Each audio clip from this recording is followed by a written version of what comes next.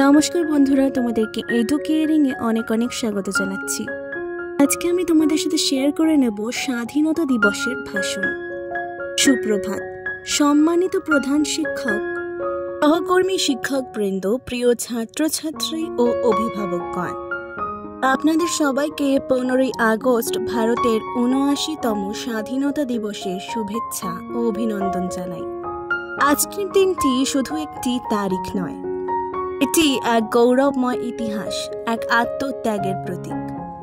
বহু ত্যাগ, সংগ্রাম ও রক্তক্ষয়ের বিনিময়ে আমরা পেয়েছিলাম এই স্বাধীনতা। মহাত্মা গান্ধী, নেতাজি, ভগৎ সিং, রানী লক্ষ্মীবাই সহ অসংখ্য বীর ও বীরাঙ্গনার সাহসিকতার ফল আজকের স্বাধীন ভারত।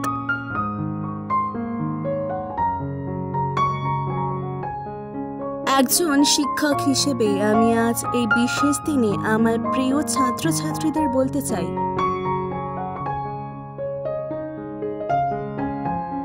স্বাধীনতা মানে শুধু শৃঙ্খল মুক্তি নয়, স্বাধীনতা মানে দায়িত্ব।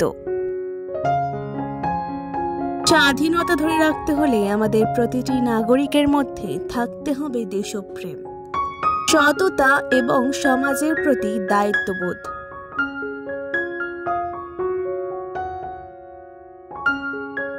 প্রিয় শিক্ষার্থীরা, তোমরাই আগামী দিনের ভারত। তোমাদের আচরণ, শিক্ষা ও মানবিকতা দেখে গড়ে উঠবে এই দেশের ভবিষ্যৎ। তাই শুধু পঠন পাঠনে নয়, চরিত্র, মনুষ্যত্ব এবং জাতীয়তা বোধেও তোমাদের দৃঢ় হতে হবে।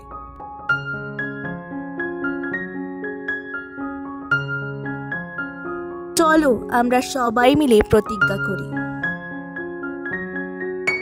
আমরা নিজেদের যোগ্য করে তুলব, সমাজের জন্য কাজ করব এবং দেশের প্রতি নিজের দায়িত্ব পালন করব।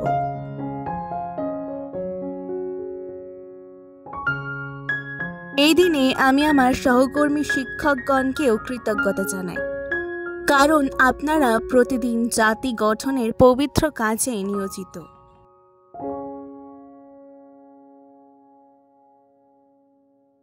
জয় হিন্দ, জয় ভারত।